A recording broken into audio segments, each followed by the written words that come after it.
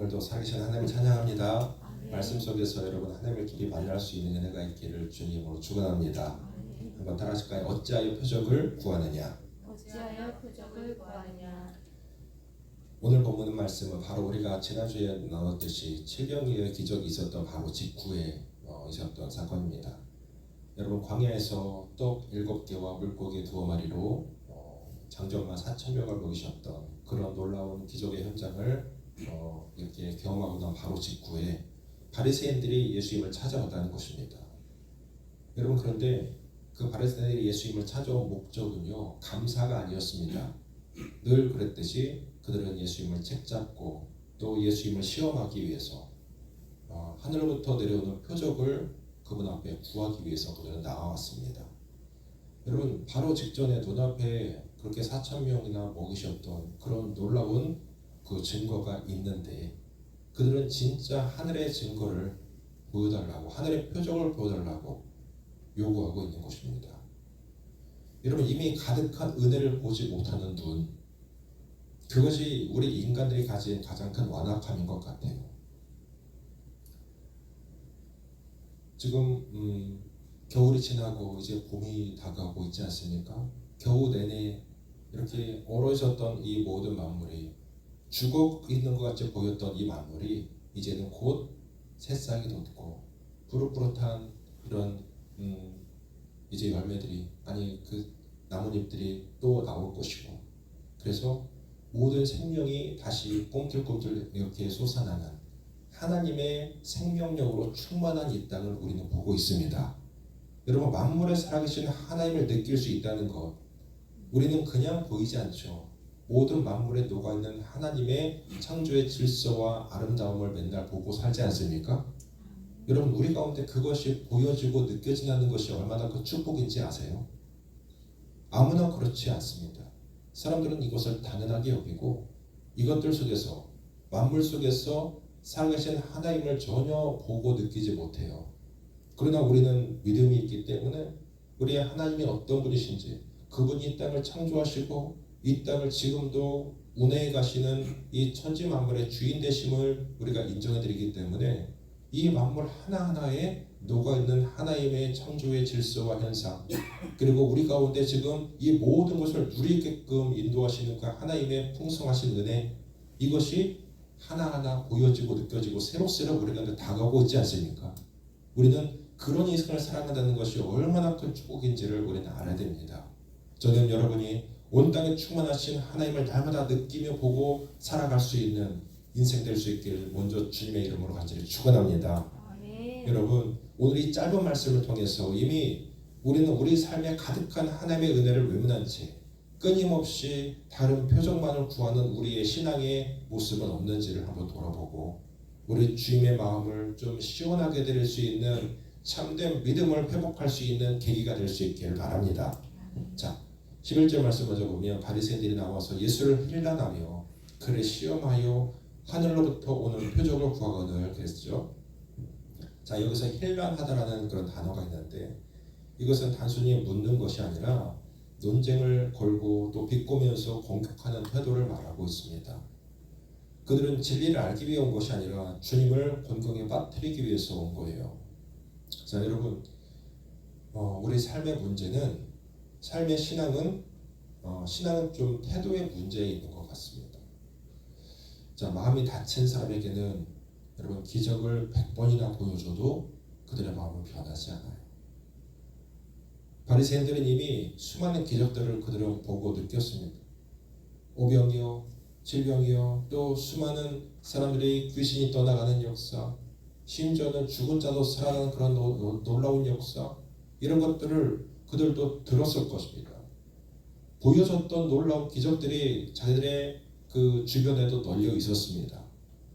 하지만 그들은 그런 현상들을 바라보면서 주님의 놀라운 은혜의 기적의 현장들을 그들을 바라보면서 적어도 한낱 눈속임일 뿐이야. 우리는 진짜 하늘에서 불이라도 내려오는 것을 봐야 믿겠어라고 말합니다. 그래서 하늘로부터 오는 표적을 우리 가운데 보여달라고 요청하고 있어요. 여러분 하나님께서 엘리야에게 그 불을 내리셔서 그 제단을 살으셨던 것을 우리는 기억하죠. 정말로 그런 현상을 지금 보고 싶은 거예요. 이 바리새인들이. 우리 주변에도 그런 분들이 있어요. 하나님이 살아계시다면 당장 그분을 내 눈앞에 한번 보여봐라. 그러면 내가 믿겠다. 이런 사람들 참 많아요. 그러나 여러분 분명히 기억할 것은요. 하나님은 증명의 대상이 아니라 그분은 우리의 경배의 대상인 줄 믿습니다. 아멘. 우리는 그분을 내가 어떻게 증명해야만, 그분이 증명돼야만 믿는다는 그건 우리의 믿음이 아니에요. 하나님은 우리 가운데 경배받을 수 있는 경배 대상일 뿐입니다. 표적을 벗고 믿으려는 신앙은 그런 표적이 사라지잖아요. 그러면 그들의 표적과 함께 그들의 믿음도 전혀 금세 무너지고 마는 것입니다. 바리새인들이 주님을 시험했다는 것은 주님을 자기들의 기준 아래 두려웠다는 것을 뜻합니다. 자기들의 기준이 있어요. 그래서 이 기준에 어떤 맞는 것을 나에게 한번 보여다오. 그러면 내가 믿겠다. 그럼 내가 인정하겠다. 그거죠. 오늘날 우리도 하나님을 내 기준에 맞추려고 하는 어떤 그런 마음은 없습니까? 하나님이 내 기준에 맞춰줘야만 내가 그분을 믿겠다라고 하는. 하나님 내게도 이러이러한 것들을 한번 주세요. 그럼 제가 하나님을 인정하겠습니다. 그러니까 우리가 하나님을 시험하는 현대판 표적이 우리에게도 존재할 수 있다는 거예요. 예를 들어 볼까요? 우리는 참 조건부 신앙을 참 갖는 경우가 참 많습니다. 하나님, 이번에 제 사업이 잘 풀리게 되면 제가 11조 제대로 하겠습니다. 자, 그리고 하나님, 이번에 우리 아이가 시험에 합격한다면 제가 하나님 앞에 그 선교지에 선교하도록 하겠습니다. 여러분 어떻게 생각하세요? 이거는 신앙이 아니에요. 하나님과 거래하려는 것입니다. 하나님을 나의 소원을 들어주는 어떤 자판기나 나의 하인 정도로 전락시키는 것뿐이 되지 않습니다. 어떤 성도님이 큰 병에 걸려서 병상에 누워서 간절히 기도합니다. 주님, 이 병을 고쳐주시면 제가 가진 것 모두를 드리고 하나님 앞에 헌신하겠습니다. 이렇게 하나님 앞에 서원 기도를 드렸습니다. 그런데 하나님이 정말로 그 딸을 은혜로 고쳐주셨어요.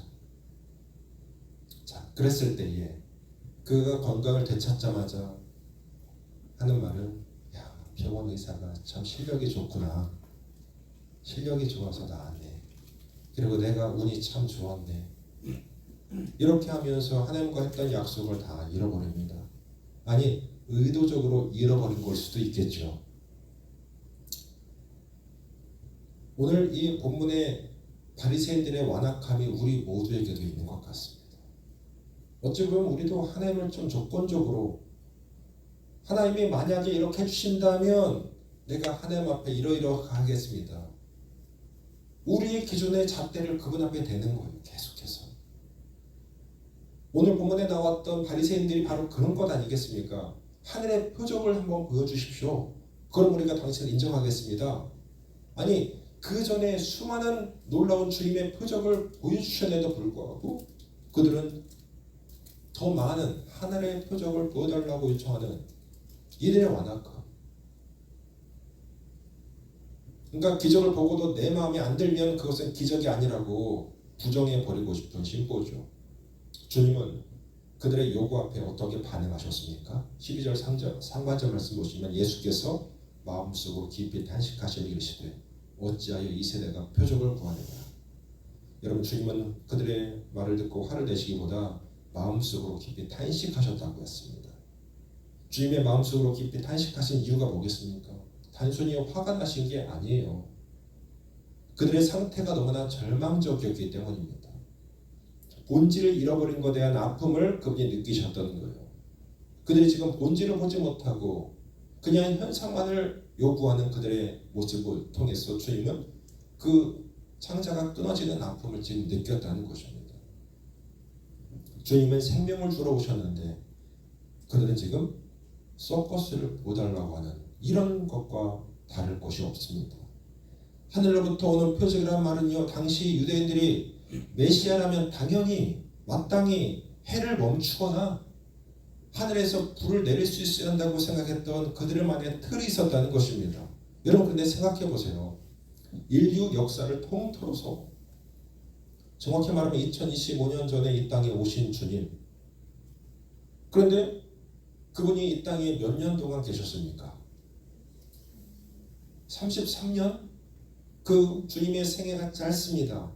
모든 인류 역사에서 33년 동안만 주님이 이 땅에 하나님의 아들로서 우리의 사람의 모양이 되셔서 이 땅에서 거하셨죠.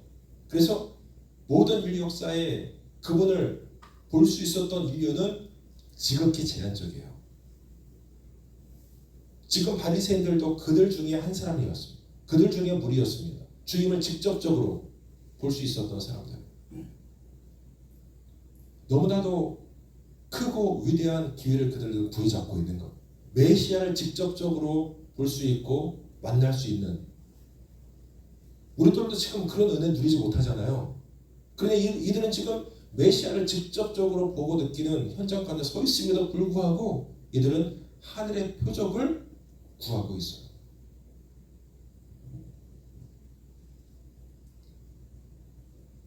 여러분 부모님이 자녀에게 진심을 다해서 나는 널 참 많이 사랑해 이렇게 고백하는데 그 자녀가요 이렇게 말했어요. 아빠 그런 말 말고 나에게 최신 휴대폰 사주는 걸로 그 사랑을 한번 증명해줘요. 그런 말을 할 때 부모님은 참 씁쓸할 겁니다.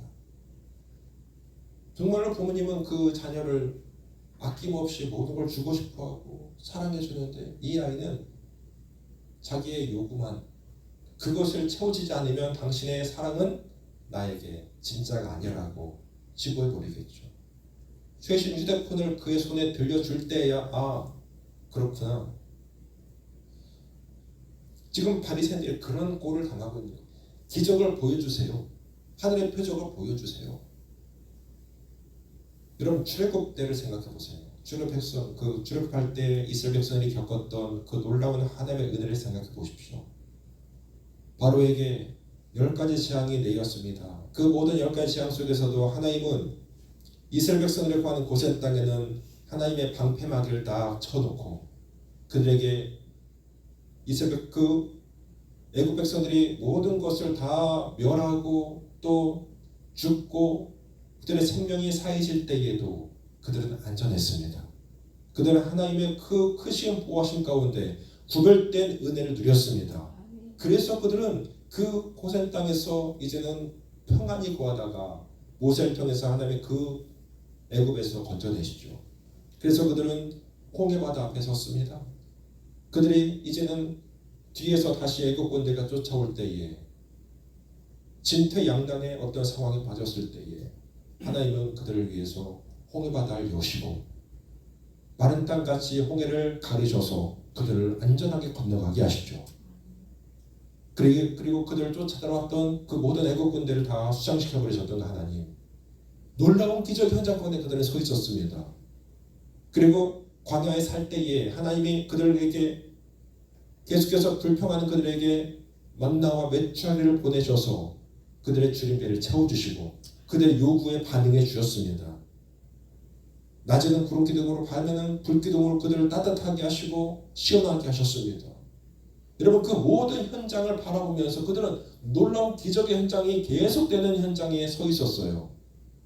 그런데 매일매일 그렇게 기적 속에 살았지만 그들은 결국 어떤 짓을 하냐면 금송아지 하나를 만들어 놓고 모세가 없는 틈을 탔어. 이것이 우리를 여기까지 인도하신 하나님이다라면서 그 금송아지 앞에 절하고 있는 그들의 모습을 보잖아요. 여러분 기적은요 구경꾼을 만들 뿐 진짜 하나님의 제자를 만들어내지 못합니다. 저는 이제까지 기적을 쫓아다니고 신유, 축사 따라다녔던 사람들을 많이 봤는데 그 사람들 중에 건강한 신앙을 유지하고 있는 사람들을 못 봤어요. 옛날에 우리 그 부흥의 역사 참 그 기도원에서 부흥회 많이 하고 참 많이 쫓아다녔잖아요. 하나님의 그런 걸 통해서 이 땅에 놀라운 부흥의 역사를 이루어주셨던 건 참 틀림이 없습니다. 그런데 참 많이 역효과도 있었어요. 거기에서 수많은 사람들이 미혹당하고 진리가 아닌 곳에 그 현상만을 바라보면서 혹해서 무슨 무당 쫓아다니듯이, 여러분 무당들도요 귀신의 힘을 빌려서 기적을 행하고요, 과거에 자기의 삶을 정확하게 들어맞춰서 사람들을 미혹합니다. 미래도 맞출 것 마냥 과거를 정확하게 맞추니, 귀신은요 지나간 것은 정확히 알고 있잖아요. 그래서 과거를 정확히 맞추니 나의 미래도 그들에게 의지하면 다 우리가 알 수 있을 것 마냥 그들에게 자기의 모든 재산도 바치고 열정을 바치잖아요. 여러분, 경제적인 어려움에 처할 때 한 번쯤 생각해보는 생각 중에, 하나님 제게 로또 1등 한번 당첨되게 주시면 제가 하나님 앞에 참 귀한 경신하겠습니다. 저도요 젊을 때에 친구들과 농담으로 그런 농담 해본 적도 있어요. 로또 한번 당첨돼 봤으면 좋겠다. 여러분 그런 생각 한 번쯤 안 해보셨어요? 안 해보셨어요? 참 신실하십니다. 근데 저는 그렇게 만약에 로또에 1등에 당첨됐다고 한번 생각해 봅시다. 그러면 그 사람들이 하나님 앞에 정말로 그 약속을 지키고 더 신실해질까요?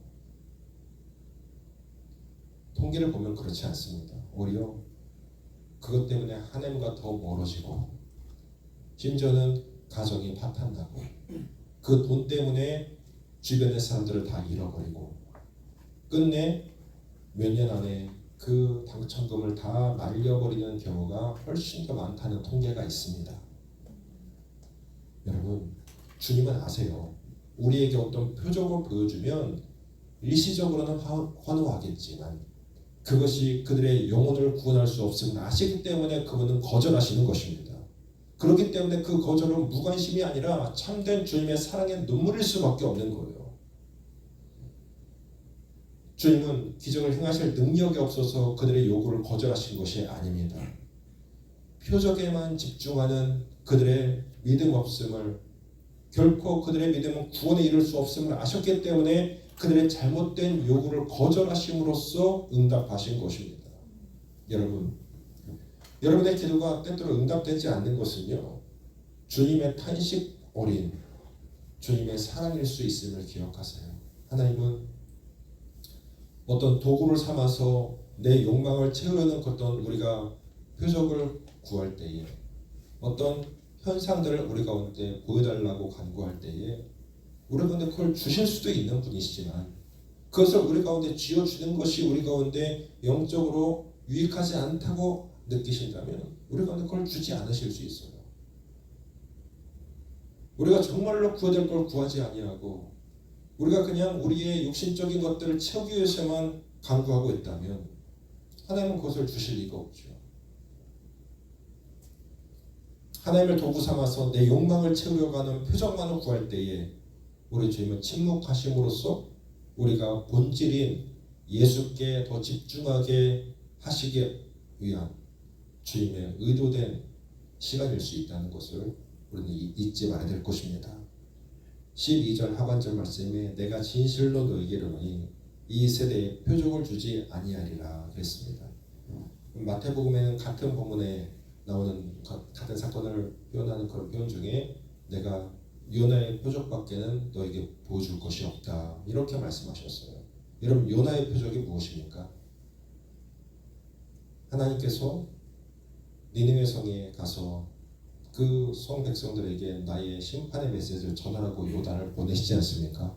그런데 그 요나는 니느웨 백성들이 구원받는 것을 원치 않아서 하나님의 명령을 어기고 반대 방향의 다시스의 배를 타고 그가 떠납니다.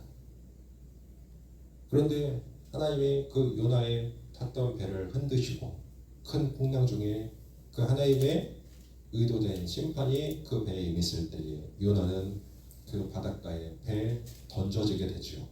그런데 하나님께서 그 요나를 죽이지 않으시고 큰 물고기를 준비하셨다가 그 요나를 집어 삼키게 하시고 물고기 뱃속에서 요나가 3일 동안 지내게 됩니다. 그 안에서 하나님 앞에 회개하고 하나님의 뜻을 간구할 때에 하나님이 그를 3일 만에 육지에 다시 토해내게 하시죠. 여러분, 그것이 바로 요나의 표적인데 보십시오. 이 요나의 표적은 바로 예수님의 죽음과 부활을 그대로 보여주고 있습니다. 바다에 던져진 물고기 뱃속에 들어가는 것은 죽음을 뜻해요. 아니, 물고기가 삼켰는데 살겠습니까? 죽는 거예요. 그러나 죽음에서 그는 3일 만에 살아납니다. 부활이죠. 자, 우리 실제로 예수께서는 십자가에서 고난받다가 죽으세요. 그분이 죽으시고 무덤에서 3일 동안 계셨습니다. 그리고 그분은 죽음을 이기시고 살아나셨어요. 그러니까 예수님은 요나의 표적밖에는 내가 너에게 보여줄 것이 없다. 요나에게 임했던 그 표적, 이것이 나를 통해서 하나님이 그대로 재현해 내셨다는 겁니다. 십자가에서 내가 죽었지만 내가 죽은 것이 아니라 그 무덤 속에 나를 그들은 장사했지만 내가 그 죽음 속에서 하나님이 나를 살려내셨다. 나를 부활케 하셨다. 이것이 바로 내가 너희에게 보여줄 수 있는 가장 귀한 표적이다. 이것입니다. 그러니까 최고의 표적은 우리에게 이미 그분이 주셨습니다. 어떻게 해요? 바로 예수 그리스도 그분 자신을 우리 가운데 주신 것은 우리 가운데 최고의 표적을 이미 보여주신 거예요. 그분이 이 땅에 하나님께서 사람이 돼서 오시고 그분이 피조물들에게 고난당하시다가 죽으시고 그러나 그 죽음을 이제는 다 끊어내시고 주님은 보란듯이 십자가에서 무덤에서 부활해 내셨습니다. 그래서 우리 가운데 이것보다 확실한 표적이 어디 있냐는 거예요. 내가 너희에게 보여줬던 내가 너를 위해서 죽었고 하나님의 나를 그 죽음에서 살려내심으로 내가 너희를 영원히 살게 하였다. 이게 바로 하나님이 우리 가운데 보여주신 가장 귀한 표적이에요. 요나의 표적밖에 너에게 줄 것이 없다는 거예요. 그래서 그 말씀을 우리가 하나님의 성경을 통해서 보잖아요. 기록된 성경 말씀보다 더 확실한 표적이 어디에 있습니까? 오늘날 많은 성도들이 특별한 체험과 환상과 음성을 쫓아다닙니다. 그러나 다시 말씀드리지만 여러분 절대로 기적, 환상 쫓아다니지 마세요. 기적 좋아하다가 우리의 신앙 다 망가집니다. 말씀이 기적입니다. 십자가가 기적입니다. 예수님이 내 안에 사는 것이 가장 기적 중에 기적인 것입니다. 가장 위대한 표적은요. 지금처럼 우리가 예배 중에 또 우리의 삶 속에서 들려지는 하나님의 말씀이고 내 삶을 변화시킨 복음의 능력이 가장 귀한 표적이 되는 것입니다. 13절 말씀 그들을 떠나 다시 배에 올라 건너편으로 가시니라. 주님은 그들과 더 이상 논쟁하지 않으셨어요. 설득하려 하지도 않으십니다. 그냥 그들에게서 떠나십니다. 이것은요 가장 무서운 심판이에요. 어떤 의미에서 그러냐면 은혜를 거부하고 끊임없이 하나님을 시험하는 자들에게는 주님은 더 이상 당신을 보여주지 않으시고 그 자리를 떠나가시는 거예요. 즉 여러분 은혜 받는 것에도 때가 있습니다. 주님이 내 곁에 머무실 때에 주님이 내 마음을 두드려 주실 때에 그때 우리는 그분 앞에 반응해야 됩니다. 바리새인들은 주님을 시험하느라고 주님과 교제할 기회를 영원히 놓쳐버리고 말았습니다. 그분 앞에 메시아, 그들이 그렇게도 동경했던 메시아가 서 계셨음에도 불구하고 그분을 인정하지 않고 오히려 하늘에서 오는 표적만을 기적만을 보달라고 요청했던 이들의 완악함, 그 완악함이 그분 앞에 놓여있는 은혜를 붙잡지 못하는 어리석은 인생들이 되고 말아요. 영원히 그 기회를 놓쳐버리는 인생들이 되었죠. 이런 비행기가 이륙한 뒤에 아무리 소리쳐도 그 비행기를 탈 수 없듯이 하나님의 은혜의 기회가 열려있을 때에 우리는 그 표적을 따지지 말고 그분 앞에 엎드려야 될 줄로 믿습니다. 바리새인들은 하늘에서 내려오는 이 화려한 불꽃쇼 같은 표적만을 원했습니다. 하지만 하나님 보여주신 진짜 표적은 낮고 천한 골고다 언덕 십자가 위에서 이루어졌습니다.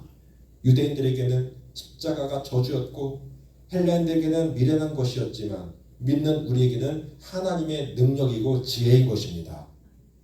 주님은 표적을 구하는 이 세상을 향해서 오늘도 말씀하세요. 내가 나의 몸을 찢음으로 이것이 너희를 구원한 이것이 내가 너희를 향한 가장 귀한 하나님의 표적이다라고. 그것이 가장 큰 증거라고 말씀하고 계세요. 여러분, 오늘 여러분은 주님 앞에 뭘 요구하고 계십니까? 그동안 여러분 기도 중에 하나님 앞에 어떤 것들을 요구하셨습니까? 이 문제만 해결해 주시면 잘 믿겠습니다라고 하는 조건부 믿음으로 주님 앞에 우리도 흥정하는 신앙은 아니었습니까? 그러나 여러분, 이미 나에게 주신 은혜를 한번 세워보십시오. 질병 이외에 떡이 바로 우리 삶에 가득하지 않습니까? 이미 그분이 우리 가운데 부어주신 은혜만을 생각한다면 정말 셀 수도 없는 찬송가 가사처럼 내게 주신 복을 세어보아라. 크신 복이 있는 것을 알 것이다. 여러분, 주님이 나에게 표적입니다. 주님을 시험하지 말고 이제 주님의 말씀에 나를 던지십시오. 우리는 다른 표적이 아니라 예수님 한 분만으로 충분합니다라고 하는 이 믿음의 고백을 주님 앞에 고백드려야 되는 것입니다. 이제는 질문하는 신앙에서 순종하는 신앙으로 우리가 전환되어야 되는 것입니다. 표적을 구하느라고 주님을 놓쳐버렸던 이 바리새인들의 모습이 나의 모습이 아니라 이제 표적이 없어도 내 삶에 이미 가득 차 있는 하나님의 은혜를 보고 느끼면서 이제 주님이 내게 말씀을 하실 때 그 말씀 한마디 앞에 내가 아멘 할 수 있는, 그 말씀 한마디 앞에 우리의 인생과 생명을 걸 수 있는 이런 참된 주님의 제자들이 바로 이 자리에 앉아있는 여러분이 되실 수 있기를 우리 주님의 이름으로 간절히 축원합니다. 함께 기도하겠습니다.